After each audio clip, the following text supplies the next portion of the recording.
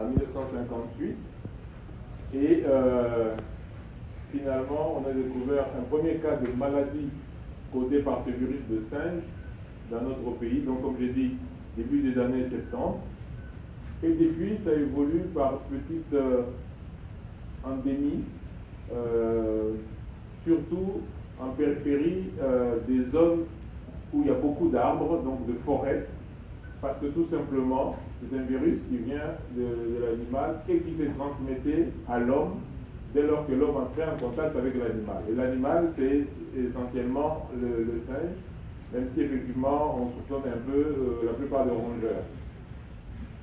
Donc la première transmission qui était la plus connue et la plus suivie, qu'on connaissait donc depuis toutes ces années, c'était la transmission animal-homme, qui était majoritaire, et de temps en temps, l'homme transmettait aussi à un autre homme.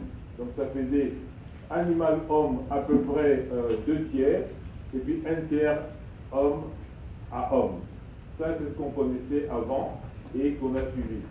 Essentiellement, les provinces les plus touchées, c'était les provinces du Nord, dont l'Équateur était vraiment la province la plus touchée.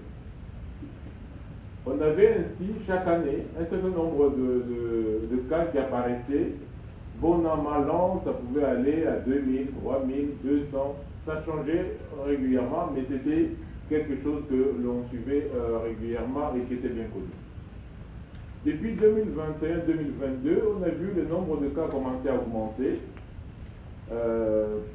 On est arrivé à 2023, par exemple, à 14 000 cas, alors qu'en 2022, on était autour de 5 000 cas. Mais on s'est rendu compte d'autre chose entre-temps. On s'est rendu compte que la transmission homme-homme, notamment au travers de la transmission sexuelle, était apparue. Ce qui fait qu'on a vu qu'il y avait deux types de virus à peu près qui circulaient. Le premier étant celui qu'on connaissait, et le deuxième c'est une modification qui est arrivée et qui a entraîné cette transmission au travers de la voie sexuelle. Et donc, quand l'année passée il y a eu une épidémie de portée mondiale, je pense que les gens ont oublié, c'était pas chez nous, c'était à l'extérieur de chez nous. Eh bien, c'était surtout la transmission sexuelle qui était en cause. Finalement, grâce aux mesures de santé publique, cette épidémie de l'année dernière a été finalement terminée et l'OMS a même retiré sa déclaration d'épidémie d'urgence de santé publique de portée internationale l'année passée. Mais là, à nouveau, ça circule chez nous, mais dans d'autres pays aussi. Donc ce n'est pas une maladie de la RDC, c'est une maladie africaine, parce qu'il y a plusieurs pays, un peu plus de 17 pays qui sont déjà touchés au niveau africain. Bien entendu, avec cette double circulation, cette double transmission, homme à homme, mais aussi animal à homme. Avec cette nouveauté qu'on ne connaissait pas, qui est la transmission sexuelle. Au stade d'aujourd'hui, l'épidémie a été déclarée par nous-mêmes comme urgence nationale, parce qu'il faut qu'on arrête, mais ça a été déclaré aussi par CDC Afrique comme une urgence continentale, et enfin l'OMS a déclaré comme une urgence internationale. Ceci pour une simple raison, c'est que nous devons mobiliser tout le monde dans la riposte à cette épidémie. Alors, quelles sont donc les voies de transmission que je répète pour que tout le monde sache? C'est que d'abord, c'est la transmission animal-homme.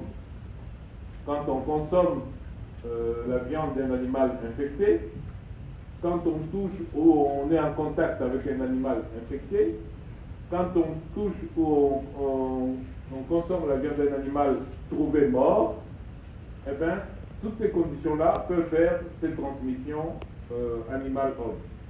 Mais il y a aussi donc la transmission homme-homme, selon l'ancienne version qu'on avait et qui continue, qui est la notion de contact.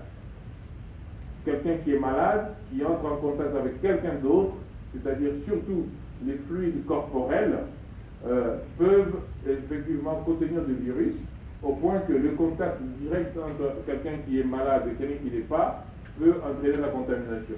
Mais aussi le contact indirect, par exemple quelqu'un qui est malade, qui a des boutons et qui se couche dans un lit, et puis quelqu'un d'autre vient se coucher dans ce lit-là, et bien le virus peut le contaminer. Ça c'est donc la première transmission homme-homme, et la dernière transmission, c'est celle maintenant au travers de la voie sexuelle. Voilà les trois modes de contamination de ce virus actuellement. À côté de ça, ce virus donne des symptômes que je vais vous dire rapidement. Les premiers symptômes, ce sont des symptômes de tous les virus, c'est-à-dire mal de tête, fièvre, douleurs musculaires, fatigue, et au bout de quelques jours apparaissent des boutons. Et c'est vraiment ces boutons-là qui nous font repérer la maladie rapidement et entraîner la riposte. Ces boutons-là, c'est des espèces de petites bulles comme ça qui sont sur le corps. C'est très spectaculaire et ça contient effectivement un liquide. Et ce sont ces boutons-là qui sont effectivement le signe que l'on reconnaît de la maladie. Ces boutons peuvent être très impressionnants selon les images que vous voyez parfois circuler. Voilà les symptômes de cette maladie. Maintenant, en termes de est-ce que c'est une maladie grave, je vais vous donner juste le chiffre de mortalité. Nous tournons autour, dans notre pays, de 3,4% de personnes qui peuvent décéder suite à cette maladie. Ça, c'est vraiment la létalité, comme on appelle ça la létalité, c'est le nombre de personnes sur 100 qui peuvent décéder de cette maladie. C'est 3 personnes et demie à peu près sur 100. Voilà à peu près. En combien de temps est-ce qu'on attrape cette maladie? Ça prend combien de temps? La maladie, on appelle ça nous en médecine, on appelle ça l'incubation, ça va jusqu'à 2-3 semaines avant que les premiers symptômes arrivent. Et quand les premiers symptômes sont arrivés, la maladie peut durer encore 2 semaines aussi, un peu plus en fonction des personnes. Alors pourquoi est-ce que cette maladie maintenant se développe plus rapidement? Alors là, il y a deux raisons importantes. La première raison, c'est que, vous savez, comme j'ai dit au départ, vous connaissez cette maladie, eh bien, les gens qui étaient autour de là où la maladie s'est vissée, eh bien, ces gens-là se contaminaient et développaient des moyens de défense. Et donc, on dirait qu'ils sont protégés. Mais il y a eu beaucoup de mouvements de personnes, notamment à cause de la guerre et à cause des déplacements en 1996-97. Des gens sont partis des zones où il n'y avait pas la maladie vers des zones où il y avait la maladie. Les gens où il y avait la maladie étaient habitués, donc ils étaient protégés. Mais les nouvelles personnes qui arrivent des zones à cause des déplacements sont arrivées dans des zones où ils ont été exposés à la maladie et donc ont développé plus facilement cette maladie. Ça, c'est la première raison. Mais la deuxième raison, et peut-être l'une des plus importantes, c'est le fait qu'il y a de plus en plus de personnes qui ont oublié, dont le corps a oublié l'ancienne maladie qu'il y avait. Parce qu'en réalité, il y avait une ancienne maladie qui était la variole de l'homme. Et la variole de l'homme, on l'a fini avec les vaccins. Elle était complètement finie. Et jusqu'à dans la fin des années 70, début des années 80, il y avait encore des personnes qui étaient vaccinées contre la variole de l'homme.